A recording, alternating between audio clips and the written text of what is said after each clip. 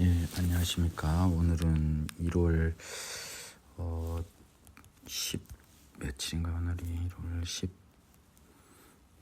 17일이네. 1월 17일 오전 9시 42분 좀 늦은 시간에 저희 집에서 금요일 강해 설교를 합니다. 오늘 깜빡했어요. 제가 금요일이어서 그런 건데요. 제가 금요일 날 오전 7시에 일어나거든요. 그것을 깜빡해버렸습니다. 나사가 좀 풀려있는 느낌입니다. 오늘은요, 제가 요한복음 16장만 하고 오늘은 대신에 설교 시간을 많이 가질 예정입니다. 따라서 먼저 16장을 들어가고 그 이후에 설교를 할 예정입니다. 여러분들에게 굉장히 좀 중요한 것을 이야기하지 않을 수 없는 때가 온 것 같아요. 그래서 오늘은 강해 설교 이후에 좀 여러분에게 꼭 전해드리고 싶은 이야기를 전해드리고 싶습니다. 16장을 들어가겠습니다. 우리는 15장까지 해서 이미 그 14장에서 보혜사에 대한 부분이 나왔습니다. 근데 16장 제목은 성령의 일이라고 했는데 이 제목은 편의적으로 달라놓은 거예요. 그러니까 여러분 이것을 전혀 신경 쓸 필요가 없습니다. 좀 제목이 조금 이제 뭐 임의적으로 붙인 거니까요. 다만 이게 다 하나 쭉 이어져 있는 거고요. 지금 그 15장에서 포도나무와 가지에서 포도나무 가지에 붙어있는 나무에 붙어있는 가지는 많은 열매를 맺을 수 있다는 이야기를 하셨습니다. 그리고 그러한 그 성령으로 사실상 하나가 된 너희는 예수님과 친구라고까지 했죠. 조금 확대 해석이 많이 됐고 예수님이 이렇게까지 생각을 해주신 건데요. 바울은 우리를 하나님의 양자다. 그래서 예수님은 부활의 첫 열매고 우리는 그로 말미암아 나중에 하나님이 거두시는 열매이지 않습니까? 그런 느낌으로 바울은 보고 있었던 것 같습니다. 지금 그 보혜사 성령님이 이제 아버지께로부터 나오는 그 성령님이 오실 때는 예수님을 증언한다고 했는데요. 그 이후에 16장이 이어집니다. 내가 이것을 너희에게 이름은 너희로 실족하지 않게 하려 함이니 사람들이 너희를 출교할 뿐 아니라 때가 이르면 물은 너희를 죽이는 자가 생각하기를 이것이 하나님을 섬기는 일이라 하리라. 그들이 이런 일을 할 것은 아버지와 나를 알지 못함이라. 오직 너희에게 이 말을 한 것은 너희로 그때를 당하면 내가 너희에게 말한 이것을 기억나게 하려 하며 처음부터 이 말을 하지 아니한 것은 내가 너희와 함께 있었음이라. 여기까지만 끊겠습니다. 앞으로 우리에게 이를 말이 우리를 이제 실족하다라는 것은 무조건 쉽게 번역하면 죄 짓지 않게 실족하다는 죄를 짓다 이런 의미입니다. 그 의미를 여러분이 잘 아셔야 돼요. 이런 표현이 다 죄와 관련돼서 나오고 있습니다. 너희를 출교할 뿐 아니라 라고 해서 출교는 유대인을 전제로 하는 건데요. 한번 보겠습니다. 16장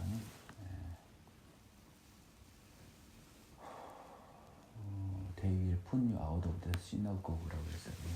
회당에서 쫓아내는 것을 출교라고 하거든요. 근데 회당에서 쫓아냄을 당하는 것은 사실상 대한민국 국민으로서 국적을 박탈당하는 것과 비슷한 느낌이 됩니다. 그래서 사람들이 너희를 다 유대인들한테 이야기한 겁니다. 사도들을 이야기하죠. 너희를 회당에서 쫓아내고 또 너희를 죽이는 자가 생각하기를 그것이 하나님을 섬기는 일이라고 한 거예요. 하나님을 위해서 너희를 죽인다는 겁니다. 그들이 이렇게 너희를 출교하고 죽이기까지 하면서도 하나님을 섬기는 일이라고 착각하는데 본질은 하나님과 나, 하나님의 아들 예수를 알지 못한 까닭이다. 다만 그들이 아닌 너희에게 그들과 너희 잘 조심하십시오. 이 대조관계를 조심하시라고요. 너희에게 이 말을 한 것은 너희로 그때를 당하면 내가 너희에게 말한 이것을 기억나게 하려 하며 이거 다 내가 이야기한 거니까 이상할 게 없다. 출교당하든 죽임을 당하든 처음부터 이 말을 하지 아니한 것은 너희와 함께 있었습니다. 오늘 말할 수 있는데 미리 이렇게 슬픈 이야기, 세상 기준으로는 충격적이고 슬픈 이야기죠. 미리 할 필요가 없었습니다. 지금 내가 나를 보내신 이에게로 가는데 너희 중에서 나더러 어디로 가는지 묻는 자가 없고, 도리어 내가 이 말을 함으로 너희 마음에 근심이 가득하였도다. 그러나 내가 너희에게 실상을 말하노니 내가 떠나는 것이 너희에게 유익이라. 내가 떠나가지 아니하면 보혜사가 너희에게로 오시지 아니할 것이요 가면 내가 그를 너희에게 보내리니. 여기까지도 끊을까요? 그래서 지금 예수님은 이 마지막 6월절 만찬을 통해서 나를 보내신 이에게로 간다고 했습니다. 너희 중에 나더러 어디로 가는지 묻는 자가 없고, 묻는 자 있었죠. 아까 그 빌립이인가요? 뭐 도마인가 물었죠. 도마인가. 어디로 간지 모르는데 길을 어떻게 합니까? 라고 물었잖아요. 그러면 이 말씀은 뭐예요? 이제 내가 그 묻는 게요. 그냥 물어본 겁니다. 예수님 말씀이 지금 예수님이 진짜로 이 세상을 떠나 하느님께로 돌아간다는 걸 알지 못해요. 그러니까 제대로 묻는 자는 없어요. 그리고 또 내가 진짜로 하느님한테 간다고 말을 하므로 마음에는 근심이 가득하죠. 제자들의 마음을 다 보고 있습니다. 만일에 내가 진짜 하나님께로 가면 제자들은 상당히 낙심하고 상심할 것입니다. 디스어포인티드 될 거예요. 매우 실망할 겁니다. 이 예수님과 함께 앞으로 누릴 영화와 풍요를 위해서 그들은 헌신을 했습니다. 그들은 자신의 죄를 없이 하기 위해서 예수님을 따라다니지 않았어요. 그들은 하나님의 아들과 유사할 정도의 강력한 능력을 지닌 선지자들의 제자라는 지위에 기초하여 이 세상에서의 큰 리턴을 기대했습니다. 보상을 기대했어요. 이 세상의 보상을. 근데 보상도 안 해주고 가버린다고요. 얼마나 속상할까요? 그래서 6절은 제자들의 속마음을 아시는 예수님의 말씀이십니다. 그러나 내가 너에게 실상을 말하노니 내가 떠나는 것이 너에게 유익이라. 내가 떠나가지 아니하면 이거였죠? 그런데 너희가 이 근심을 하는데 너희 근심이 사실 오해에 기초한 것이다. 내가 아버지 나라로 가지 않으면은 보혜사가 너희에게로 오지 아니한다는 겁니다. 가면 내가 너희를 그에게 보내리니. 이것은 우리의 어떤 사고라든지 우리의 논리라든지 우리의 경험에 기초해서 판단할 내용이 아닙니다. 자, 이런 엉또당또하는 인간적인 생각을 할 수 있겠어요? 아니 예수님도 있고 보혜사 성령님도 있으면 얼마나 좋아요. 그렇잖아요. 지금 이 시간에도 부활한 예수님도 있어서 다 보여줘 불고 성령님도 있어서 또 예수님이 못 간 육의 몸을 부활한 예수님, 눈에 보이는 부활한 예수님이 아닌 눈에 보이지 않는 또 성령님이 전국 전 세계 방방곡곡을 돌려서 하나님의 자녀로 다 만들어주면 얼마나 좋아요. 근데 7절을 보면 예수님이 눈에 보이는 하나님인 예수님이 사라져야만 눈에 보이지 않는 하나님인 성령님이 온다는 겁니다. 참 웃기죠. 우리 기준은 웃깁니다. 지금 예수님이 살아서요 지구 방방곡곡을 돌아다니면서 전도하시면 여러분들 중에 안 믿을 사람 있겠어요? 부활한 예수님이 신령한 몸으로 전 세계를 돌아다니면서 지금 전도해요. 나를 따라 죄에서 벗어나라. 그러면 나처럼 이렇게 영원한 신령한 몸으로 부활한다 그러면 이 세상에서 부활해서 돌아다니면 아니 누가 그것을 안 따라가겠습니까? 근데 하나님의 세계에서 하나님의 기준에서 하나님의 법칙에서 하나님의 정의에서는 예수와 성령이 동시에 이 세상에 있을 수는 없는 건가 봐요. 그래서 나는 모릅니다. 이유는 알 수 없지만 결국 예수님은 안 계시고 보이지 않는 예수님인 성령님이 옵니다. 그가 와서 죄에 대하여 의에 대하여 심판에 대하여 세상을 책망하시리라.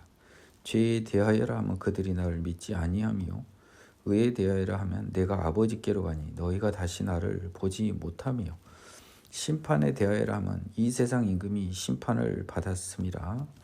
내가 아직도 너에게 이를 것이 많으나 지금은 너희가 감당하지 못하리라. 그러나 진리의 성령이 오시면 그가 너희를 모든 진리 가운데로 인도하시리니 그가 스스로 말하지 않고 오직 들은 것을 말하며 장래일을 너희에게 알리시리라. 여기까지도 끊겠습니다. 그래서 내가 아버지께로 가고 올 성령님은 와서 어떤 일을 하시나요? 보니까 죄와 의와 심판에 대하여 세상을 책망하시리라. 요거 영어를 보겠습니다. 잠깐만요. 제가 지금 타이핑한 게 양평에 있어서요. 잠깐만요. 지금 오늘 성경책을 보고 있고 있습니다. 영어 성경 8절. When he comes, he will prove the world to be in the wrong about sin, righteousness, judgment.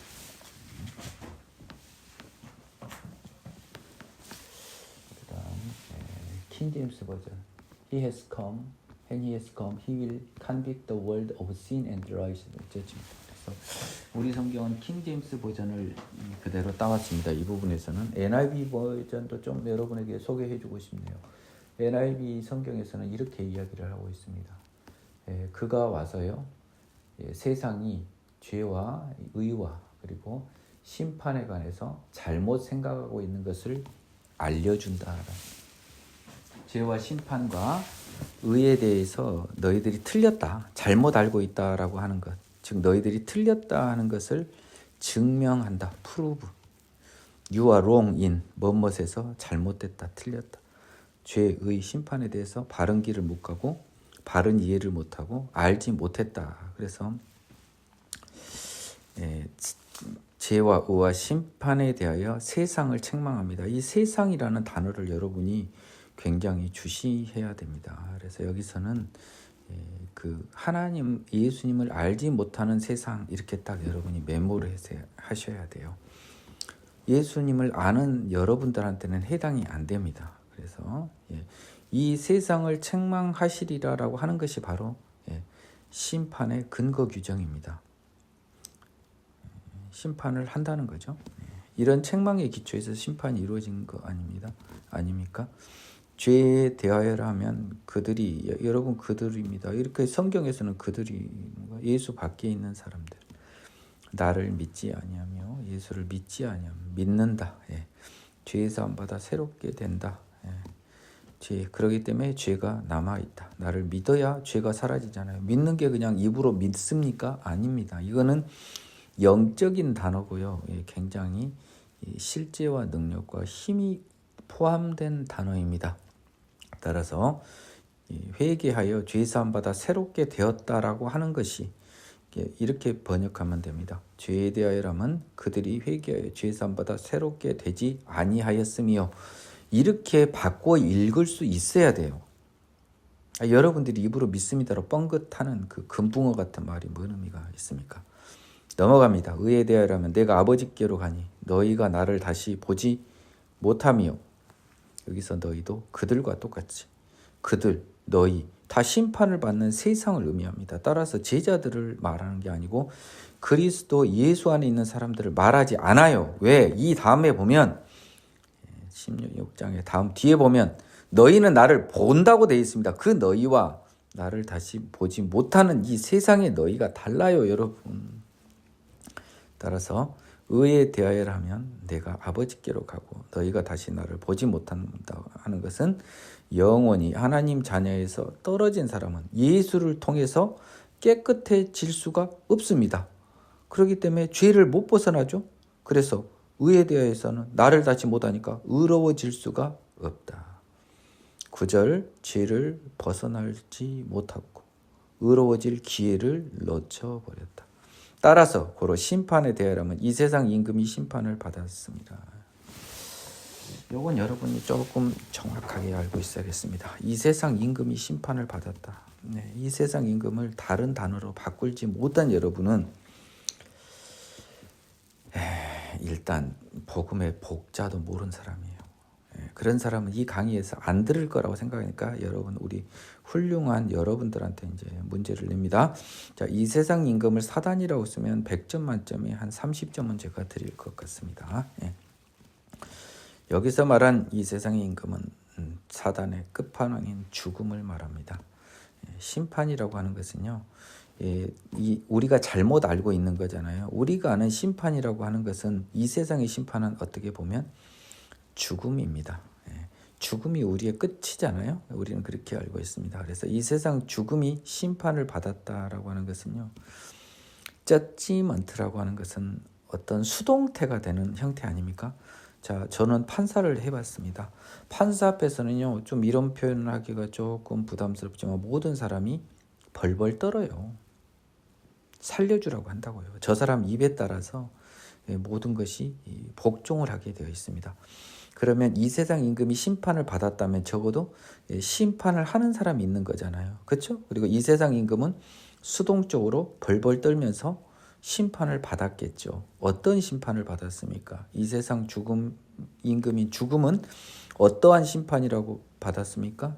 너가 죄인들 앞에서는 무소불위의 권력을 휘둘렀지만 우리 의인들, 예수 자녀들 앞에서는 너는 힘이 하나도 없는 가짜 깡패였다. 싸움도 하나도 못하는 허랑방탕한 호대만 큰 완전 물봉이었다라고 이제 확인이 된 겁니다. 근데 11절은 세상을 책망하잖아요.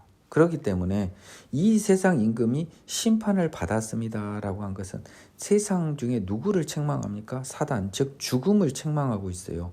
그래서 9절과 10절은 예수님께서 믿지 아니하는 자의 죄사함 받지 않고 의로워질 기회를 상실할 그 사람들입니다. 자, 그러면 이 사람들은 사단의 졸개들이었죠. 사단의 자녀들이었습니다. 심판에 대해서는 또 누구를 책망합니까?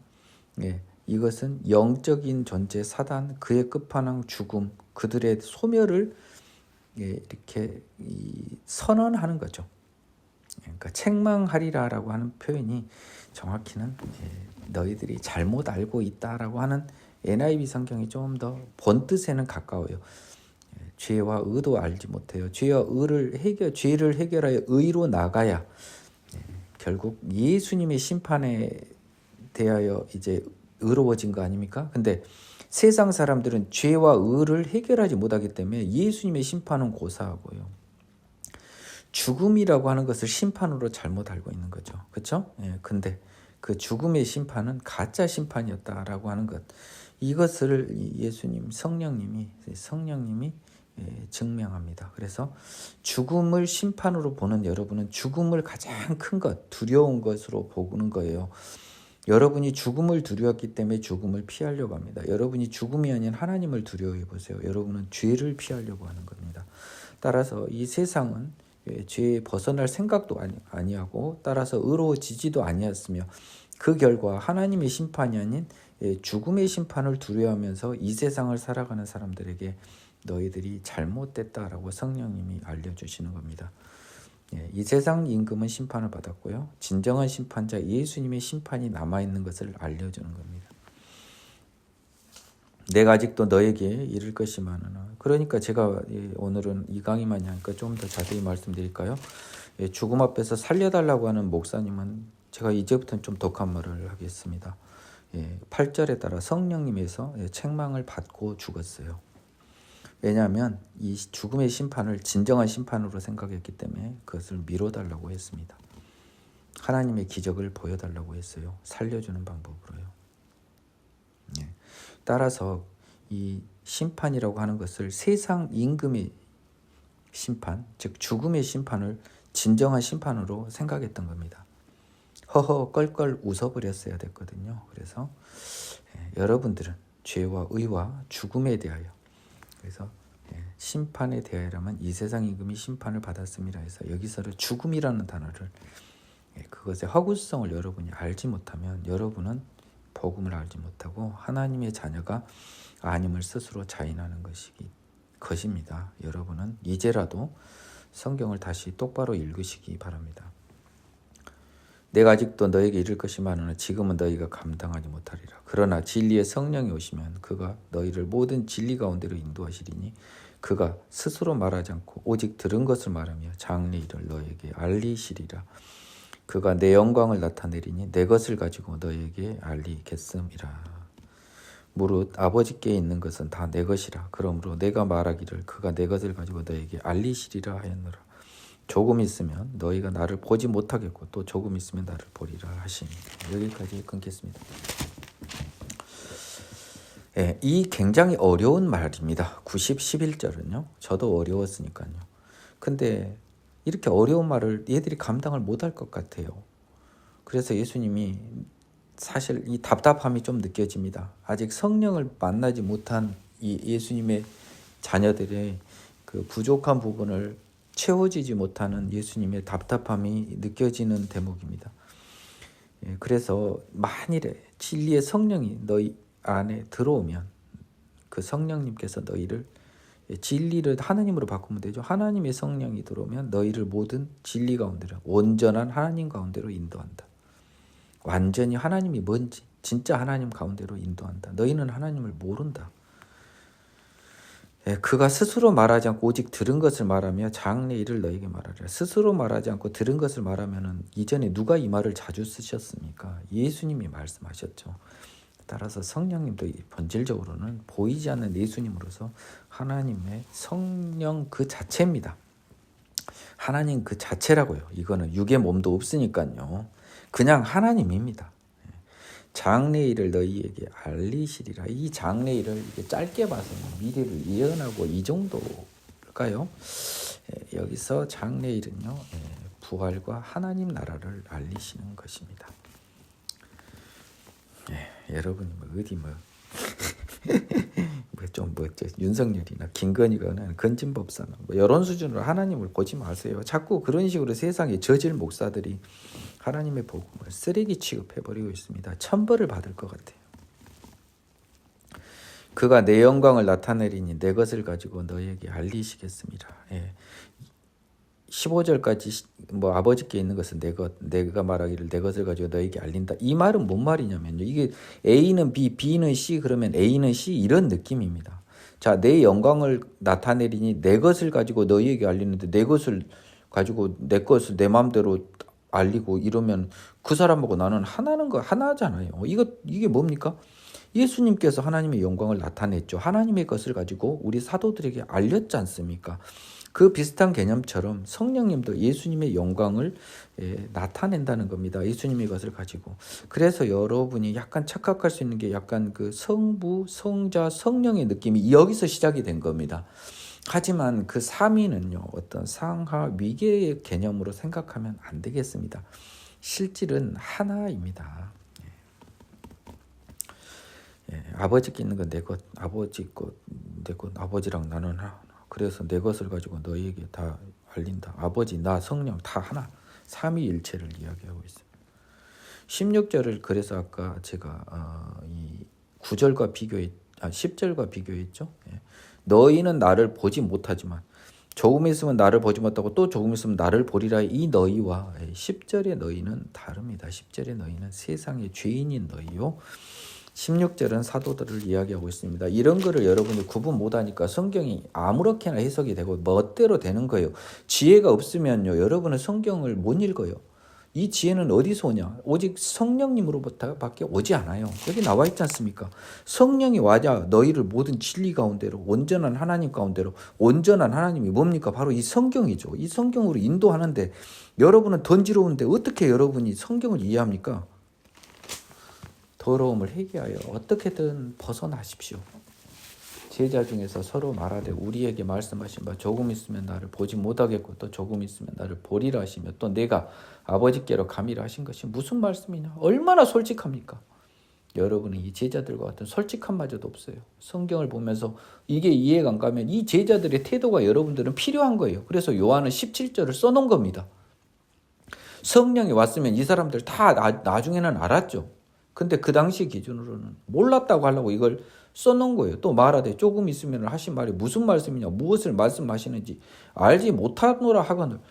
그러니까 예수님이 설명해 주잖아요. 따라서 17, 18, 19, 20절로 이어지는 제자들과 이 예수님의 대화는 지금 시대를 사는 우리에게 성경과 우리의 대화가 돼야 됩니다.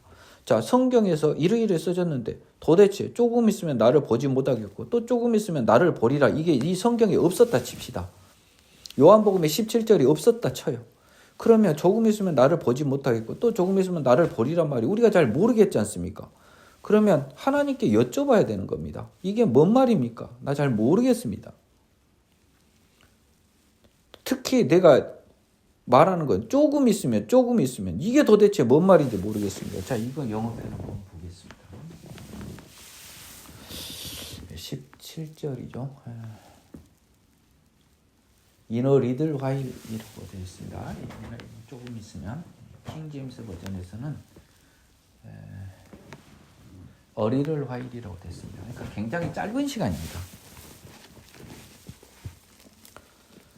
예수님은 계속해서 그 묵고잠을 하시고 얼마나 답답하니 마음을 다 보시지 않습니까? 그러면 여기서 예수께서 그 묵고잠을 아시고라고 했을 때 예수님은 그들의 속마음을 알고 저렇게 알지 못한 상태에서 물어보는 애들이 얼마나 기특했겠습니까? 꿍 하고 있는 이 더러운 애들보다는요. 야, 내 말이 조금 있으면 나를 보지 못하겠고 또 조금 있으면 나를 보리라 함으로 서로 문의하느냐. 네가 진실로 너희에게 이르노니 너희는 곡하고 애통하겠으나 세상은 기뻐하리라. 너희는 근심하겠으나 너희 근심이 도리어 기쁨이 되리라. 여자가 해산하게 되면 그때가 이르렀으므로 근심한 아기를 낳으면 세상에 사람 난 기쁨으로 말미암아 그 고통을 다시 기억하지 아니하느니라. 지금은 너희가 근심하나 내가 다시 너희를 보리니 너희 마음이 기쁠 것이요 너희 기쁨을 빼앗을 자가 없으리라. 그날에는 너희가 아무것도 내게 묻지 아니하리라. 내가 진실로 너희에게 이르노니 너희가 무엇이든지 아버지께 구하는 것을 내 이름으로 주시리라. 지금까지는 너희가 내 이름으로 아무것도 구하지 아니하였으나 구하라 그리하면 받으리니 너희 기쁨이 충만하리라. 자, 여기까지 끊겠습니다. 여기 정말 중요합니다. 그리고 두 가지 해석을 다 할 수 있어야 됩니다. 조금 있으면 나를 보지 못할 것도 조금 있으면 나를 보리라는 것은 1차원적으로는요. 십자가로 부활하기 전에 체포됐지 않습니까? 못 보죠. 진짜로 여기서 조금 있으면 정말 체포돼 갑니다. 베드로랑 요한은 봤지만 결국은 이제 못 보죠. 죽어버려서 이제 무덤에 들어가서 또 못 봅니다. 근데 또 나를 봅니다. 부활한 예수를 봅니다. 이게 이제 1차원적인 해석입니다. 근데 그 뒤에 20절부터 24절까지는 조금 다른 말씀을 하고 있어요. 이거는 예수님의 십자가 부활 이전 체포, 재판, 죽으심, 무덤에 갇히심, 부활하심이 연결돼서 1차원적인 해석이 됩니다. 그런데 20절부터 예수님이 하신 말씀은 전혀 딴소리를 합니다. 그러므로 조금 있으면 나를 보지 못하겠고 조금 있으면 나를 보리라에 특히 조금 있으면 나를 보리라 하는 그 부분이 어떤 의미인가. 조금 있으면 나를 보지 못하겠고는 굉장히 쉽게 볼 수 있습니다. 또 조금 있으면 나를 보리라는 것도 쉽게 보면 부활한 예수를 본 것을 가지고 간략히 쉽게 해석할 수가 있습니다. 근데 20절로부터 24절까지 보면 좀 달라요. 제가 봅니다. 너희는 곡하고 애통하겠으나 세상은 기뻐하리라. 너희는 근심하겠으나 너희 근심이 도리어 기쁨이 되리라. 그럼 이것만 해도 십자가인가? 근데 21절 한번 봐보십시오. 여자가 해산하게 되면 그때가 이르렀으므로 근심하나 아기를 낳으면 세상에 사람 난 기쁨으로 하면 고통을 다시 기억하지 아니한다. 지금은 너희가 근심하나 내가 다시 너희를 본다. 이 말이 또 나왔어요. 보세요. 너희 마음이 기쁘다. 너희 기쁨을 빼앗을 자가 없다. 여기까지 보겠습니다. 예수님이 여기서 말하는 조금 있으면 나를 보리라는 것은요. 21절에 통해서 보면 아기가 세상에 난 기쁨으로 말미암아 고통을 기억하지 않는 해산한 여자의 예를 들었습니다. 여성분들이 굉장히 이해하기가 쉽고요. 남자들도 대부분 자기의 여동생이나 누나나 아니면 결혼한 사람들은 자기 아내가 해산한 걸 봅니다. 해산하는 것은 어떠한 그 생명을 낳게 하는 건데요. 해산의 본질은요. 고통과 기쁨이라는 거예요. 예수님은 이 말씀을 하시는 겁니다. 근심한다라고 하는 것은 괴롭고 힘들어한다는 겁니다. 근데 아기가 나면 그 기쁨으로 말미암아 이전에 그 임신 기간에 힘들었던 거 하나도 기억 안 하지 않습니까? 이것은 뭐냐면요. 회개하여 죄사함 받아 새롭게 됨을 의미합니다. 그래서 여러분들이 21절을 통해서 여러분들은요. 회개라고 하는 것이 얼마나 어려운 것인지를 예난 여자들은 이걸 보면서 느껴야 돼요. 어디 뭐 뚱딴지 같이 입으로 따따붙다 해가지고 일요일마다 그냥 말도 안 되는 입으로 빵긋빵긋한 그 회개 같은 회개가 어떻게 21절의 회개입니까? 20절에 너희는 곡하고 애통하겠으나 세상은 기뻐하고 너희는 근심하겠으나 근심이 기쁨이 된다 그랬습니다. 곡하고 애통하다는 느낌이요. 예수님을 슬퍼한다라고 하는 느낌보다는요. 저는 왠지 이것이 너희 죄성을 알게 된 죄인들이 곡하고 애통하는 회개로 보입니다. 세상은 죄를 알지 못해서 기뻐합니다. 회개할 이유가 없습니다. 너희는 회개함으로 근심하겠으나 너희 근심이 기쁨이 되는데 그 예가 바로 여자의 해사입니다. 이러한 생명을 낳죠.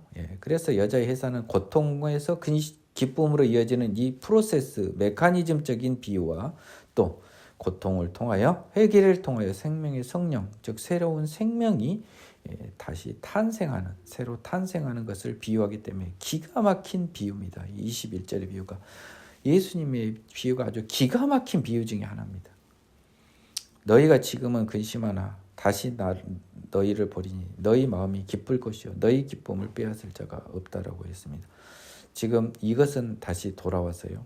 그러니까 이 다시 근심하고 보는 것이 예수님을 놓치고 예수님을 만나는 1차원적인 것과 또 너희가 근심하나는 근심해야 되는 거예요, 사실은. 그래서 회개와 죄사함받아 새롭게 됨이 숨어 있습니다. 그건 21절이 명백히 제 말이 제 생각이 아님을 보증해주고 있는 거예요. 지금 너희가 근심하나 내가 나의 다시를 보냅니다. 지금 이 근심은 1차원적인 근심이고요. 나를 보니까 너희가 기쁠 것이다. 부활한 나를 보니 기쁠 것이다. 1차적 예석. 2차. 지금은 너희가 죄로 인하여 괴로워하나 결국은 다시 죄사함 받아 너희가 예수를 보게 되어 온전한 예수를 보게 되어 예수 생명으로 태어나게 되어 하나님 자녀되리니 너희의 마음의 기쁨을 빼앗을 자가 없다.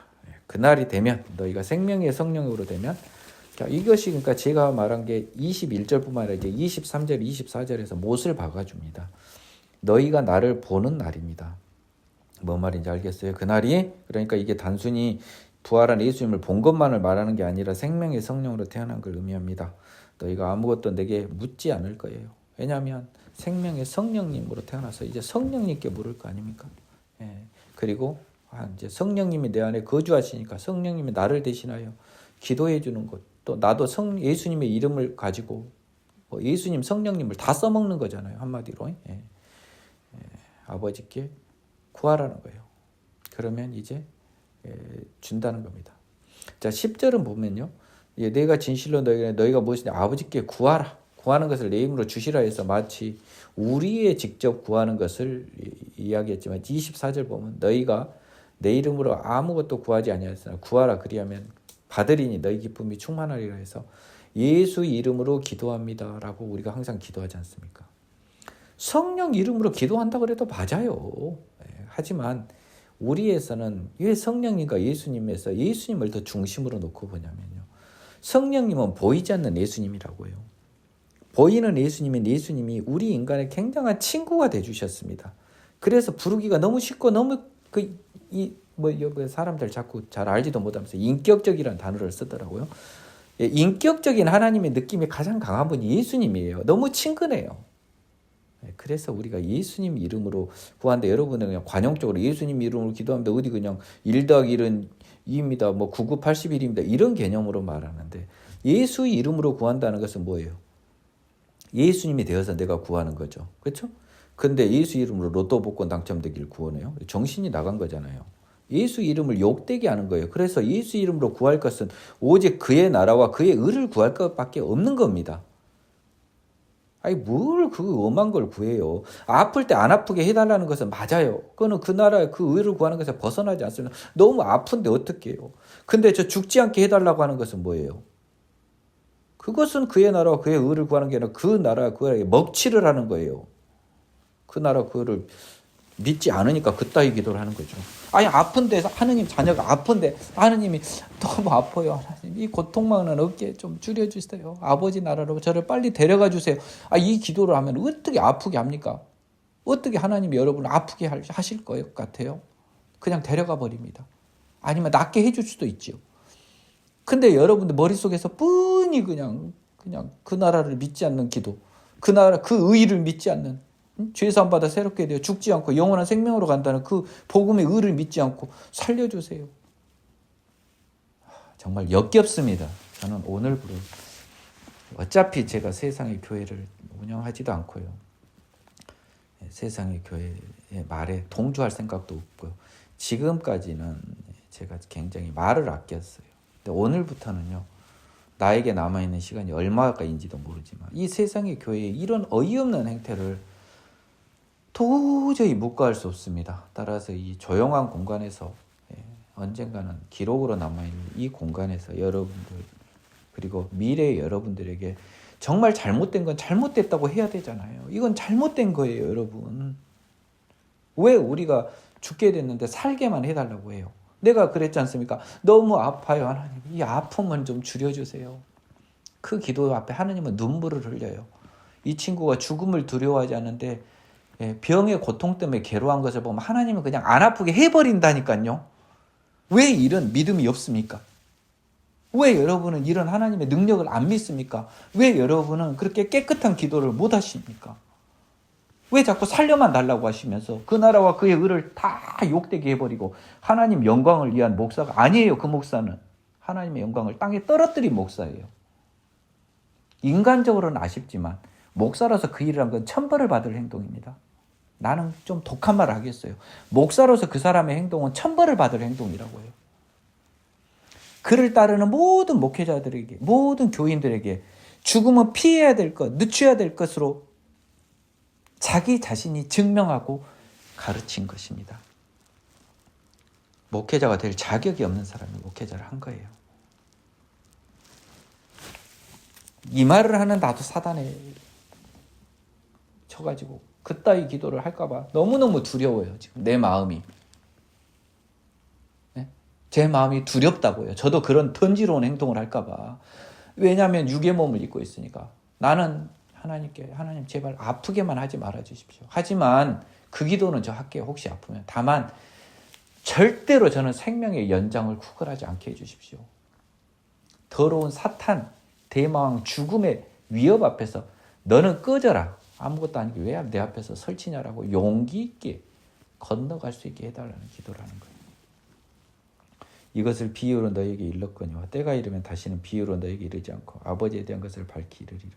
그날에 너희가 내 이름으로 구할 것이요 내가 너희를 위하여 아버지께 구하겠다는 말이 아니니 이는 너희가 나를 사랑하고 또 내가 하나님께로부터 온 줄을 믿었으므로 아버지께서 친히 너희를 사랑하심이라. 내가 아버지에게서 나와 세상에 왔고 다시 세상을 떠나 아버지께로 가노라 하시니 제자들이 말하되 지금은 밝히 말씀하시고 아무런 비유로도 하지 않으시니 우리가 지금에야 주께서 모든 것을 아시고 또 사람의 물음을 기다리시지 않으시는 줄 아나이다. 이로써 기다리시지 않는 줄 아나이다. 이로써 하나님께로부터 나오심을 우리가 믿사옵나이다. 여기까지 또 자르겠습니다. 이것도 잘 봐야 됩니다. 자, 이것을 비유로 너희에게 일렀다. 여러분 이것도 잘 봅니다. 오늘 또 딱 봅니다. 자, 이것을 지금 비유로 읽었는데 뭘 비유로 일렀어요?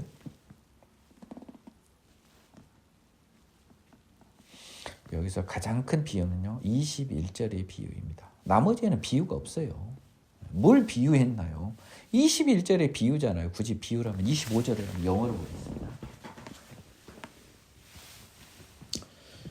또 I have been speaking figuratively. 이것을 비유로 읽었어요. 지금까지는 너희에게 비유로 일렀으나 이런 말이죠. 근데 이 앞절에서 볼 수 있는 비유는 뭐예요? 21절의 비유. 그전에도 많은 비유를 말씀하셨죠. 21절의 비유를 여러분이 잘 아셔야겠습니다. 다시는 이제 비유로 이르지 않고 이제 안다는데요. 여러분 봐보십시오. 때가 이르면입니다. 여기서 때가 이르면 언제 그럴까요? 성령이 왔을 때죠. 성령이 와야 이제 비유가 아니라 성령님이 직접 모든 것을 이루는 거죠. 예수님은 이제 올라가시는데 뭘 비유로 너희에게 이르지 않고 밝히 이른다는 거예요. 때가 이르면 말도 안 되죠. 예수님 올라가시는데 성령님이 그런다는 거예요. 그날에는 너희가 내 이름으로 구할 것이요 내가 너희를 아버지께 구하겠다는 말이 아니라. 왜냐하면 지금은 예수님이 다 우리를 위해서 성령님하고 똑같은 역할을 한 거예요. 하나님을 위해 우리를 위해 기도해 줬어요. 그래서 베드로가 주는 그리스도의 살아계신 하나님의 아들이다. 이런 어이없는 기도를 할 수 있는 건 예수님 성령님의 기도 때문이었던 거예요. 지금까지는 너희는 성령이 없기 때문에 내 이름으로 구할 자격이 안 됩니다. 하지만 성령이 오면 이제 너희가 예수고 너희가 성령을 부를 수 있으니 예수 이름으로 성령 이름으로 특히 예수 이름으로 하나님께 구하는 거예요. 내가 너희 구할 필요 없는 거예요. 너희가 직접 내 이름으로 구할 수 있는 거예요. 왜? 죄 사함 받아 새롭게 예수와 비슷한 죄 없는 하나님 자녀 됐으니까. 이는 너희가 나를 사랑하고 또 내가 하나님께로 온 줄을 믿었으므로 아버지께서 친히 너를 사랑하십니다. 이거 그냥 괜히 어렵게 생각하지 마세요. 제가 이전에 사랑은 뭐였습니까? 서로 하나인 거죠. 너희가 나를 사랑하면 너희가 나랑 하나라는 말입니다. 또 내가 하나님께로 온 줄 내가 또 하나님인 걸 믿고 그러면 우리가 하나님의 자녀인 걸 믿고 그래서 너희가 나와 똑같은 하나님의 자녀인 줄 믿으니까 당연히 아버지께서 친히 너희를 자녀처럼 사랑하지. 나랑 똑같으니까. 사실은 너희도 아버지랑 하나야. 아버지와 하나도 하나야. 똑같아요. 뭐에서 똑같아요? 퀴즈입니다. 죄 없음에서 똑같습니다. 28절 내가 아버지에게서 나와 세상에 왔고 다시 세상을 떠나 아버지께로 가노라. 자, 근데 제자들이 이 말은 이제 그 예수님의 이제 그 사역의 가장 1차원적인 말씀을 하셨지 않습니까? 하나님으로부터 와서 세상에 와서 죄의 문제를 다 해결하고 하나님 나라 백성 다 만들어 놓을 기초를 만들고 이제 아버지께로 갑니다. 제자들이 비유로 아니하지고 밝히 말씀하셨다는데 이거 얘들이 알겠어요 지금? 몰라요. 성령이 안 왔는데 지금 25절에 따르면 때가 이뤄야 아는데 얘들은 지금 착각한 겁니다. 이거 나중에 나와요. 우리가 지금야 주께서 모든 것을 아시고 또 사람의 물음을 기다리실 줄 아나이다. 이로써 하나님께로 나오시면 우리가 믿습니다. 주께서 모든 것을 아시고 또 사람의 물음을 기다리시 않은 줄 아나이다. 이로써 하나님께로 나오시면 우리가 믿습니다. 이거는요 요한이 성령에 감동되어서 나중에 쓴 거거든요. 자 보세요. 예수님께서 모든 것을 아시고 사람의 물음을 기다리지 않는다. 여러분들이 이 의미를 정확히 해석할 수 있어야 돼요. 이거는요 영어 성경에 보면 좀 더 이 의미를 쉽게 이해할 수 있습니다. 뭐냐면 NIV 성경에서는요 You don't even need to have anyone ask you questions. 네. 킹 제임스 버전 한번 보겠습니다. 30절이죠. By this will you are came from God. You don't need that anyone should question you. 네. 사람의 물음을 기다리시지 않는다라는 것은 여러분 사람이 여러분한테 물을 필요가 없다는 거예요. 자, 이 물음이면 여러분들이 뭘 물은다. 사람의 마음을 안다. 뭐 이런 착각을 하는데 정확한 게 뭡니까? 당신 어디서 왔습니까? 라고 한 거예요. 그래서 이제 알겠네요. 28절 때문에 29절을 말했구나. 지금 하나님으로부터 와서 다시 하나님한테 간다. 이것을 이제 비유가 아닌 진짜라고 말을 했어요. 근데 사실은 온전히 모릅니다, 사실. 근데 지금이야 주께서 모든 것을 아시고 사람의 물음을 기다려요. 그동안 사람의 물음은 뭐였습니까? 퀴즈입니다. 당신이 누구냐? 메시아면 정체를 밝혀라. 너는 너를 누구로 하느냐? 이것을 말하는 거예요. 근데 앞으로는 왜 이거 필요 없어요? 하나님으로부터 온 사람을 누구나 다 안다는 겁니다. 이제 들어보니까 당신 하나님의 아들인가 다 아니까 사람들한테 당신을 굳이 물음을 기다려서 답해 줄 필요가 없는 거예요. 누구냐라고 해서 나 하나님 아니다. 이럴 필요 없다는 거예요. 이 물음은 당신 누구냐? 너는 너를 누구라느냐? 이런 것을 기다리지 않는다. 이 의미입니다. 조심하시기 바랍니다. 예수께서 했는데 이제 너희가 믿느냐? 뭘 믿어요? 아직 안 됩니다. 자, 32, 33절이 그것을 증명합니다. 그런데 보라 너희가 다 각각 제 곳으로 흩어지고 나를 혼자 둘 때가 아니 벌써 왔다다. 그러니까 너희가 믿지 않는다는 것을 이렇게 사뿐히 돌려서 살짝 이 녀석들아 너희가 아직 아니야 라고 합니다. 믿는 자들이 할 행동이 아니지 않습니까? 베드로를 대표해서. 그러나 나는 이게 이제 이 32절 후반부가요. 소위 겟세마네 기도 결론이죠. 아버지께서 나와 함께한다. 예수님이 이 말씀을 하기 전에 많은 기도를 통해 여기까지 이르게 됐어요. 근데 요한은요, 성령 복음입니다. 공간 복음과 달리 성령 복음이라 그 인간적인 예수의 기도를 다 생략해 버렸어요. 그래서 혼자 있는 게 아니라 아버지와 함께 있다라는 이 고백을 할 수 있게 해줬습니다. 너희는 떠나지만 아버지는 계시다. 우리 인생이요, 결국 이렇습니다. 결국은 모든 것은 다 떠나고 나 혼자 둡니다. 그러나 우리는 혼자 있는 것이 아닙니다. 하나님과 함께 있습니다. 이것만큼 힘이 되는 말이 없죠. 조건이 있어요. 생명의 성령의 법으로 다시 태어난 죄 사함 받아 새롭게 돼야 되죠. 뭐 개나 소나 됩니까? 자, 어떻게 하면 그렇게 되고 그건 뭡니까에 대한 것은 오늘 33절 이후에 설교에서 간략히 말씀드리겠습니다. 이것을 너희에게 이르는 것은 너희로 내 안에서 평안을 누리게 하려 함이라는 거예요.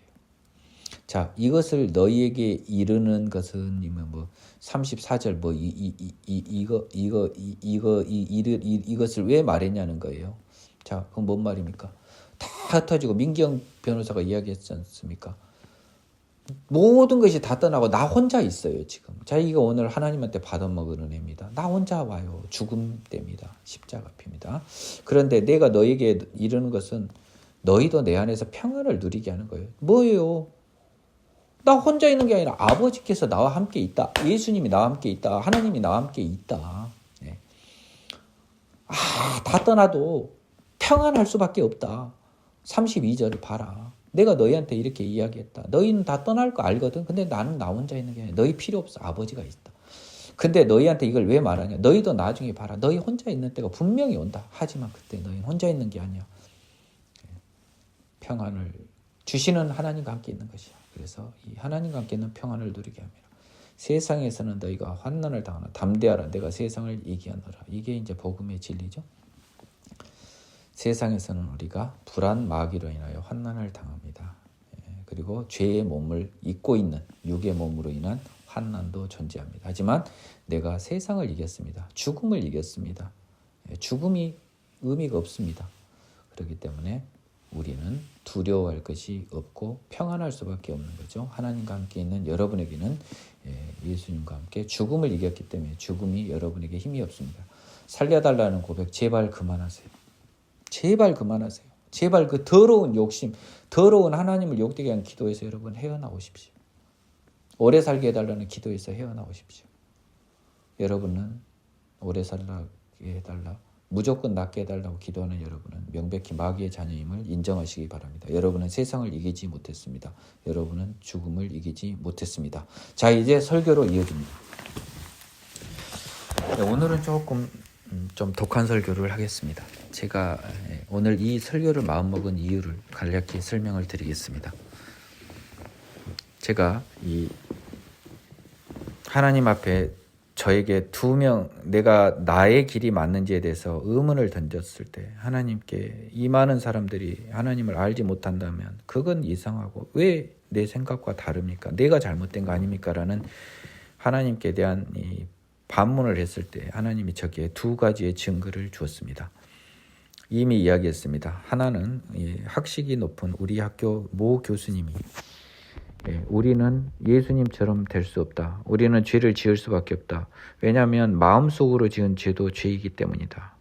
어떻게 음심을 품지 않고 여자를 보면서 아름다운 여성을 보면 음심을 품지 않는 남자가 어디 있겠느냐. 그렇기 때문에 우리는 다 죄인임을 인정해야 된다. 그 다음에 굉장히 큰 모 목사님, 조정민 목사님이 이렇게 말씀하셨습니다. 제가 많이 은혜를 받았던 초창기의 목사님입니다. 그분이 로마서 7장 24절 바울의 오라 나는 공고한 사람이다. 누가 이 사망의 몸에서 나를 건져내려 하는 그 고백이 바울과 같이 큰 사도도 자기의 죄성을 이렇게 고백함으로써 용기 있는 그분의 고백이었다. 저는 이 두 분의 해석이 다 틀리다는 겁니다. 그렇게 해석을 하시는 것이 맞다고 하면 그분을 따라가면 되고요.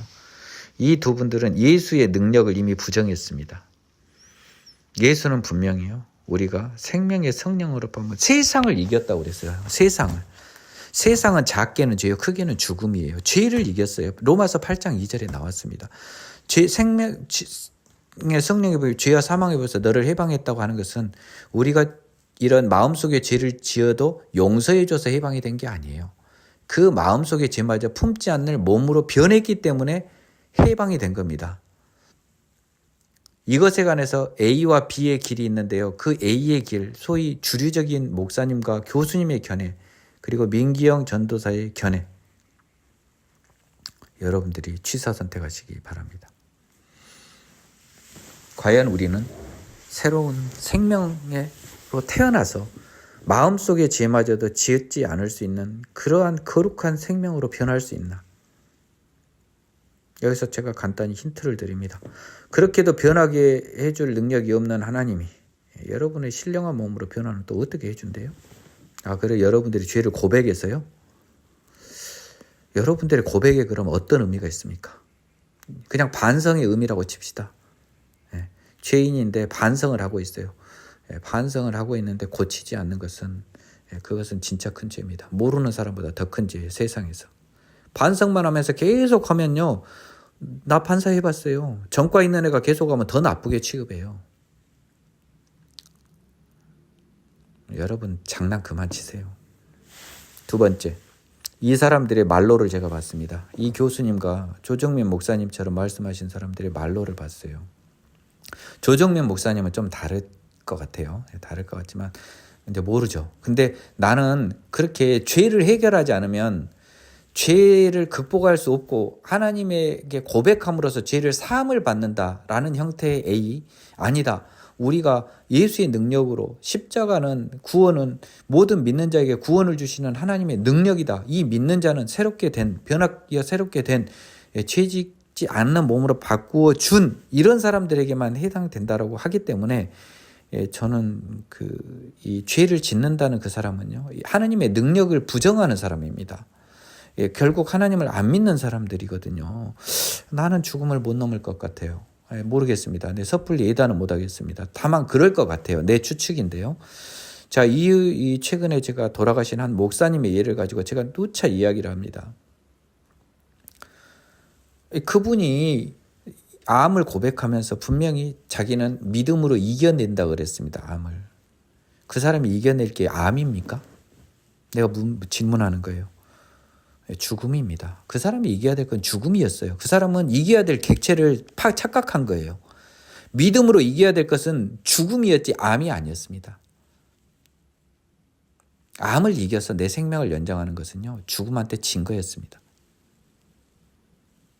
그 이유는 뭐냐면요. 그 사람이 이 고백함으로써 죄사함을 받는다는 그 이론을 따라왔기 때문에 깨끗해질 힘이 하나님으로부터 부여되지 않았어요. 구원을 주시는 건 하나님의 능력입니다. 말장난 절대 아니에요. 어디서 그런 더러운 생각을 합니까? 그 사람은 절대로 그런 마음가짐으로 가진 사람들이 어떠한 비참한 말로를 겪게 될지 죽음 앞에서 얼마나 처절하게 살려달라고 애원하면서 질질 끌려가는지를 저는 생생히 봤습니다. 여러분 유튜브 한번 참고해 보세요. 신앙 놀이터라는 회개망측한 사이트를 하나 만들어놨습니다. 내 기준으로 회개망측해요. 신학 놀이터라고 했습니다. 거기서 그분이 죽음에 대해서 자기가 이야기하진 않았는데요. 막 이렇게 필립 얀시라든지 이렇게 올려놓으셨더라고요. 그러면서 로마서를 해석하고 일본 선교의 꿈도 순수한 마음을 먹고 있었습니다. 근데 막상 죽음이 딱 닥쳤어요. 근데 죽음 앞에서 결국은 암을 이기기 위해서 싸웠습니다. 암을 이겨야 된 게 아니었어요. 우리는 죽음을 이겼어야 됐습니다. 오늘의 본질적인 제가 이 두 가지 케이스를 통해서 여러분에게 말씀드리는 거는요. 여러분들이 죄사함을 고백함으로써 예수님의 은혜로 죄와 사망에 벌써 해방됐다고 여러분이 해석한 그 결과는 결국 여러분은 죽음을 두려워하고 죽음을 이기지 못한 결과 아프고 병들어 죽게 되었을 때 죽음을 이겨 하나님의 천국을 소망한 게 아니고요. 결국 이 세상을 더 살고 싶어하는 여러분의 더러운 욕심으로 회귀하는 생생한 현장을 여러분이 확인해 볼 수 있겠습니다. 저는 이 사이트를 여러분이 꼭 한번 봤으면 좋겠어요. 신학 놀이터라고 하는 사이트입니다. 저는 오늘 여러분에게 이 한마디를 전하려고 오늘 한 장만 하고 이 이 설교를 합니다. 여러분은 자꾸 십자가란 말을 많이 쓰는데요. 앞으로 십자가란 말 쓰지 마세요. 여러분들이 십자가라고 설명하면서 이 많은 여러분들의 오해가 발생해 버립니다. 십자가를 대단히 어떤 능력의 어떤 도구로 생각하고요. 여러분이 한 것도 없이 그냥 십자가 덕에 뭐 얻는 것처럼 생각하는데, 예수 그리스도의 십자가라고 하는 것은요, 바울이요, 왜 그 표현을 했냐면 예수 그리스도의 죽음이라고 하는 단어를 쓰기에 너무 불편했던 거예요. 그래서 가끔은 예수 그리스도의 죽음이라는 말도 많이 씁니다. 근데 여러분, 십자가라는 단어는요, 다른 거 아니에요. 그냥 죽음이에요. 십자가는 그냥 죽음이라니까요. 이 십자가에 뭔 능력이 있습니까? 십자가는 죽음이에요. 십자가와 부활이 돼야 이게 진정한 의미의 십자가예요. 진정한, 그러니까 우리가 신학적으로 말한 십자가는 십자가와 부활이 결합된 걸 십자가라고 하는데, 여러분이 오해를 너무 많이 일으켜서 십자가란 말을 쓰지 말자고요. 당분간 쓰지 말아보세요. 다 죽음으로 바꾸십시오. 그러니까 십자가와 부활도 죽음과 부활입니다. 여러분들이 예수 그리스도의 십자가를 짊어지면 여러분들은 예수 그리스도의 죽음을 짊어집니다. 십자가란 말은 죽음이에요, 여러분. 여러분은 십자가 노래할 때마다 죽음 생각해 보셔야 돼요. 여러분은 죽음을 너무 생각하지 않습니다. 여러분은 죄인이기 때문이에요. 여러분이 죽음을 생각하지 않고 죄를 생각했다면요, 여러분은 참 죄를 모르는 사람입니다. 죄의 삭시 사망이기 때문에요, 사망을 생각해보지 않은 사람이 어떻게 죄를 알겠습니까? 십자가는 죽음입니다. 뭐 특별한 거기에 뭐 여의봉 같은 의미를 부여하지 마세요. 그 단어에는 미안하지만 아무 능력이 없습니다. 그 단어가 내 몸에 들어와서 내 몸으로 체화가 돼야 그게 능력의 십자가가 되는 거죠. 능력의 부활의 십자가가 되는 거죠. 새로운 생명의 성령의 십자가가 되는 겁니다. 십자가는 그 자체로 죽음입니다. 그래서 우리는 항상 예수 그리스도와 그 죽으심을 항상 생각하는 거예요. 근데 우리가 예수 그리스도와 그 죽으심, 그 십자가를 생각해 보십시오. 우리가 십자가로 머무릅니까? 아니죠. 우리는, 그분은 십자가를 거쳐 부활하셨잖아요. 따라서 그 십자가는, 그 죽음은 굉장히 일시적인 순간이었고, 굉장히 짧은 순간이었고, 그리고 결국 그 죽음을 이기고 예수님은 신령한 몸으로 채찍마다 더덕너덕 떨어진 살이 아닌 발목과 손바닥에 구멍이 난 게 아닌 온전한 몸으로 부활을 하셨잖아요. 네? 여러분들이 자꾸 십자가 그러니까 부활한 몸을 자꾸 손에 패인 구멍과 발에 못자국이나 찾고 있는 그런 멍청한 짓을 하고 있는 거 아닙니까?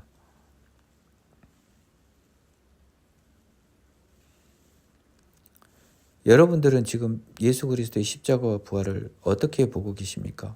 예수 그리스도의 죽음과 부활로 당분간 바꿔서 생각해 보십시오. 예수 그리스도가 여러분에게 전하는 건 십자가 부활이다 그러면 느낌이 안 와요. 죽음과 부활이라고 봐요. 훨씬 느낌이 옵니다. 나는 여러분들이 더러운 마음을 악인해 볼 기회로 이 팁을 드립니다.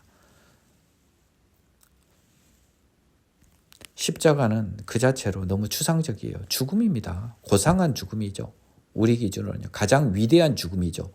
가장 위대한 육적 죽음이 십자가입니다. 그 표상으로 십자가지 본질은 죽음이라고요. 제가 성경을 읽고 하나님의 뜻을 해석하는 것이 잘못됐다고 판단하면 좋아요. 저는 이 목사라고 하는 자격을 안 가질 가능성이 큽니다. 저는 선행학대학원을 졸업을 했기 때문에 어떤 내 자격에 꿀림이 없어요. 저는 바울하고 똑같은 길을 갈래요. 바울은 예수 그리스도를 보지 못했습니다. 하지만 영적인 공간에서 예수를 만났습니다. 지금요, 이 가짜 사도들이라고 할 수 있는 가짜 목사들이 전 세계에서 판을 치고 있어요. 가짜 교수들이 판을 치고 있습니다. 나는 그들과 한 배를 타지 않기로 했습니다. 나는 그들과 말을 섞지 않기로 했습니다. 나는 오직 하나님이 알고 정하고 부르신 사람들과 가상의 공간에서 영적으로만 소통하기로 했습니다. 하나님이 지금 현재는 그렇다는 겁니다. 하나님이 영적인 사람, 하나님의 자녀를 붙여주면 그들과만 교회를 할 생각입니다. 복음을 전하는 일은 영적인 공간에서, 이 가상의 공간에서, 이 유튜브에서 초라한 공간에서 제 목소리는 계속 전해질 것입니다. 더러움으로 가득 찬 여러분의 인생은 죽음을 피하다 결국 죽음에 끌려가십시오. 그러기 위해서 여러분 이 세상을 즐기세요. 이 세상 아깝잖아요. 어차피 죽음으로 끝인데. 그 목사님처럼 살려달라고 그냥 그 몸무게가 40kg 빠진 몸을 가지고 살려달라고 하는 그 애절한 사단 앞에서의 그 어떤 갈구, 사단에게 갈구한 거잖아요. 살려주라고. 예수님한테 갈구한 게 아니에요. 사단한테 갈구한 거예요. 그런 비참한 모습으로 사단의 자녀임을 재차 확인하며 예수님의 의의 심판에서 여러분들은 완전히 정죄에 이를 것이 분명합니다. 저도 만일 죽음 앞에서 살려달라고 하면 저도 그 정죄에 이른 것입니다. 왜 나라고 예의가 있겠습니까? 죽음 앞에 손바닥을 빚는 저는 하나님의 자녀가 아닙니다. 하나님 아프지는 않게 해주세요. 아이고 하나님 나라 가는데 이렇게 아팠어야 되겠습니까? 진짜 이러다 나 마음 변하면 어떨라고 그러세요. 진짜 아유 하나님 저는 그냥 좀 빨리 갔으면 좋겠어요. 아유, 이게 아픈 거 너무 귀찮아요. 이런 기도하세요. 그럼 하나님이 일찍 데려가실 겁니다. 근데 이것이 할 일이 있으면 그때 살리든 말든 그게 나하고 뭔 상관입니까? 나만 괴롭죠 사실은. 더 살아야 되니까. 여러분 마음 못 갖는 여러분은 다 가짜입니다. 독하지만 여러분은 가짜라고 감히 말씀드리고 싶겠네요. 저도 가짜일 수가 있어요. 여러분만 제가 이렇게 책망하고 심판한 게 아닙니다. 미래에 나도 지금 그건 많이 그렇다면 너도 역시 이렇게 떠들고 했지만 다 힘없는 복음이었어. 너 가짜야. 저도 고개를 숙이며 슬피 이를 갈리려 해당이 돼버릴 것 같아요. 저는 그렇지 않게 해달라고 오직 그것만 기도하고 있다는 거고요. 여러분들은 아무 근거도 없이 룰루랄라 천국 춤을 추는데 신앙 놀이터 들어가서 보세요. 여러분들 춤을 출 상황인지 한번 보시라고요. 네? 여러분들의 결국 나도 여러분도 다 그 길 갑니다. 그 길 앞에서 그렇게 행동하실 여러분이 천국 간다고 생각하면 여러분들은 영적인 눈이 떠지지 않아요. 맹인인 게 분명합니다. 하나님의 영광을 완전히 가려버리고 땅에 떨어뜨려버린 여러분이 어떻게 천국을 갑니까? 예수를 완전 사기꾼 양아치로 만들어버린 여러분들이 어떻게 천국을 가요? 여러분들이 죽음을 두려워해서 세상에 더 살고 싶다는 그 마음이 있으면 예수님은 여러분에게 사기친 겁니다. 예수님은 양아치 같은 짓을 한 거예요. 여러분, 예수님을 사기꾼 양아치로 몰아세우는 여러분입니다. 하느님이죠, 그분은. 하느님을 양아치 사기꾼으로 몰아세우는 여러분이 갈 곳이 어디 하늘나라겠습니까? 지옥이겠죠. 따라서 우리는 죽음이 두렵고 죄 없이 함이 멀리 느껴져서 어떻게 우리가 여자를 보고 음심을 품지 않고 어떻게 미운 사람을 보고 미운 마음을 안 먹습니까? 라고 머물 것이 아니라 그거 안 믿어버리면 예수는 하기 힘든 걸 강요하는 악랄하고 굉장히 독한 사람이지 어떻게 사랑의 하느님입니까? 여러분은 예수님을 사기꾼으로 쳐버리고요. 또 예수님을 악랄하고 굉장히 모진 사람으로 쳐버리면 무슨 사랑의 하나님이니 무슨 뭐 생명의 하나님이니 뭐 예수님이 하나님이에요. 하나님 거짓말하는 사람인데 우리한테 혹세 무민하는 사람인데요. 될 수 없는 희망만 주는 사람인데요. 그게 아니라고요? 하나님인데 우리는 이렇게 부족하더라도 고백하면 이렇게 하나님 자녀 삼아 주신다고 했고 왜 네가 우리 예수님을 욕하느냐고요? 고백하면서 구원받는다고 어디 써졌습니까? 성경에. 아니 고백해서 다 죄사함 받으면 죄인인지만 알라고만 써졌다면 여러분은 지금 이렇게 보는 거죠. 성경은 너희가 죄인인지만 알라고만 써졌다는 책인 거예요. 여러분은. 그리고 그 죄에서 벗어나는 방법은 죄인임을 압니다. 용서해 주세요 라고 해서 구원을 받는다는 겁니다. 죄인이 알면서 다시는 그런 행동을 하지 않고 용서를 구하는 것이 세상 법정에서도 통용이 됩니다. 판사를 제가 해봤다고요. 자, 여러분이 이렇게 하는 겁니다. 지금 성범죄로 입건되는 애가 이럽니다. 아이고 판사님, 제가 정말 죽을 죄를 졌습니다. 판사님의 은혜만을 구합니다. 판사가 이렇게 질문합니다. 그럼 앞으로 이런 일 또 할 거예요, 안 할 거예요? 할 수밖에 없죠. 그때도 저는 판사님의 은혜를 구할 것입니다. 판사가 다시 물어봅니다. 하도 어이가 없어서. 지금 뭐라고 하냐? 아니 판사님, 판사님은 은혜로우신 분이니까요. 제가 얼마든지 성범죄 지어도요. 제가 반성만 하면 하나님은 용서해 줘야 되는 거 아니에요? 자, 또 다른 법정을 봅니다. 판사가 성범죄를 지어서 왔습니다. 피고인 반성합니까? 예, 반성합니다. 다시는 이런 죄를 짓지 않을 것입니까? 이 피고인이 이렇게 말을 한 거예요. 판사님, 내가 이 죄를 지은 게 아닙니다. 내 안에 있는 음란 마귀가 나를 이렇게 학대해서 이 성범죄에 이르게 하였습니다. 판사님, 이대로 저를 석방하면 저는 다시 또 이 죄를 지을지도 몰라요. 왜냐하면 저는 제 몸의 주인이 아니거든요. 판사님, 하실 수만 있다면 나에게서 이 음란 마귀를 없애주시는 게 더 중요합니다. 내가 오늘 저 감옥에 들어가도 좋아요. 하지만 저는 이 성범죄를 짓고 싶지 않은데 내 몸이 장담을 못합니다. 그런데 판사님께서 저한테 말씀하셨잖아요. 음란한 마음을 짓지 않게 해주실 수 있다고요. 제발 그렇게 해주십시오. 그러기 위해서 저는 오늘 감옥에 가겠습니다. 제 감옥에 있는 동안 하나님이 그 능력을 저한테 주시고 그리고 제가 세상에 나가야 제가 이 죄를 짓지 않지. 안 그러면 저 무조건 이 죄 짓습니다. 이 두 죄인의 A, B 중에 여러분은 다 A의 길을 가고 있어요. A의 길을 가는 그 사람이 어떻게 용서와 구원을 받을 수 있는지 여러분이 양심에 화인 맞은 사람이 아니라면 여러분의 양심은 답을 줄 수 있을 것입니다. 너무 속상하고 너무 안타깝고 너무 무기력하지만 하나님의 이끌림을 받는 사람, 하나님이 택하신 사람은 분명 저의 이 말을 알고 길을 돌이켜 바른 길, 방금 죄인 중에서 뻔뻔한 A의 길이 아닌 온전한 하나님이 기대하던 B의 길, 복음의 길로 나설 수 있기를 저는 기원합니다. 그리고 그런 사람이 최소한 한 명 이상, 여러 명, 아니 아주 많이 하나님의 시간에서는 존재할 수밖에 없어요. 저는 하나님께 이 받은 은혜를 증거하지 않을 수 없습니다. 제가 세상의 목사님과 교수님들을 인간적으로는 다 아끼고 존중하고요. 그분들의 노력도 정말 대단한 거예요. 공부를 위해서 얼마나 많이 애쓰셨는지 그분들이 나름의 자기의 의로 하나님의 나름 노력한 것도 다 알고 있습니다. 하지만 그것은 틀린 길입니다. 박수를 쳐드릴 수가 없어요. 지금까지는 방관했습니다. 하지만 이 가상의 공간에서 그들의 잘못됨을 지적하지 않을 수 없습니다.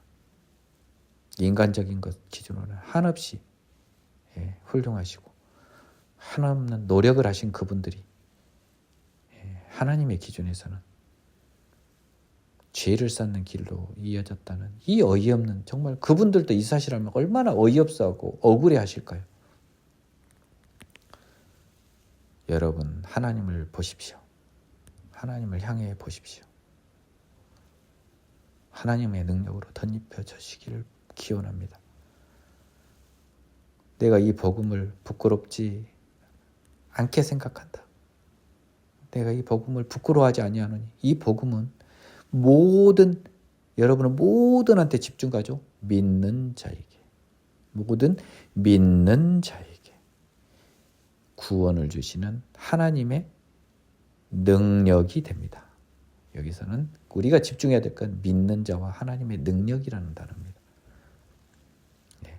하나님이 믿는 자에게는요, 구원을 주시기 위해서 죄 없이 깨끗함을 허락하실 줄로 믿고요. 죄를 이길 힘을 허락하실 줄로 믿고요. 우리 몸의 주인이 사단에서 성령님 하나님으로 바뀌는 것을 허락하실 줄로 믿는 것입니다. 저는 믿습니다. 저는 그 길을 왔고 그 길을 증거하고 있습니다. 2021년 10월경을 지으면서 그 이전의 일 가지고 저의 죄를, 너무도 많은 제 양아치 같은 더러운 죄를 여러분들이 다 공격해도 저는 웃을 수 있습니다. 그것은 내가 한 게 아니고 내 안에 사탄이 한 겁니다. 죄송합니다. 여러분, 너무 죄송합니다. 저는 2021년 10월 이후에는 고의적인 죄를 짓지 않았습니다. 시간이 걸릴 땐 고의적인 죄를 지은 적이 없습니다. 내가 짓지 않았습니다. 내 안에 성령님께서 짓지 않게 해주셨습니다. 순간적인 그런 불안이나 미움이나 시기 질투가 왜 없었겠습니까? 하지만 그것은 잠시뿐, 극히 짧은 분, 내 안에 성령님께서 그 모든 것을 책망하시고 바로 돌이키게 하셨습니다. 구약에서 하나님께서는 부지 중에 지은 죄마저도 속죄하여 죄사함을 받으라고 했습니다. 따라서 여러분들이 순간적으로 짓는 죄도 반드시 하나님께 죄송하다고 하고요. 그리고 피해자가 있다면 정식으로 사과를 해야 할 것입니다. 하지만 시간이 걸려서 고의적인 죄를 짓는다면 여러분 하나님 자녀가 절대 아닙니다. 그렇기 때문에 하나님은 레위기에서 부지 중에 지은 죄는 제사의 방식으로 용서를 해줬습니다. 고의적으로 짓는 죄는 어떤 제사로도 용서받을 수 없습니다.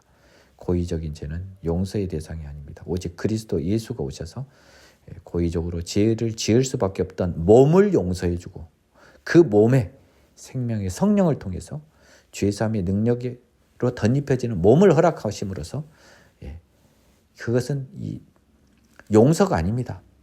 이 죽이신 겁니다. 오셔서 나의 육의 몸, 나의 사단의 몸을 응징하신 거예요. 예수님이 죽이신 겁니다. 죄에 대해서는. 다만 이제 예수의 생명으로 다시 살아난 그 생명은 죄를 짓지 않고 영원한 의의 나라인 하나님을 소망하면서 오직 이 부활을 소망하면서 천국을 소망하면서 이 세상을 나그네처럼 죄 짓지 않고 하나님의 자녀로 살아가게 해 주십니다. 그러하기에 복음은 모든 믿는 자에게 구원을 허락하시는 하나님의 능력이 되는 줄로 믿으시기를 바랍니다. 여러분, 제가 오늘 했던 후반부의 설교를 여러분 귀가 막아버리면요. 여러분 나가세요. 여러분 귀가 조금이라도 열리면 여러분이 많이 들어보세요. 여러분이 양심의 화인이 맞지 않았다면 오늘의 제2 이야기는 여러분의 인생에서 생명으로 향하는 너무나도 소중한 전환의 모티브를 제공하는 은혜가 될 것입니다. 여러분에게 방향전환의 은혜가 임하기를 진심으로 기원합니다.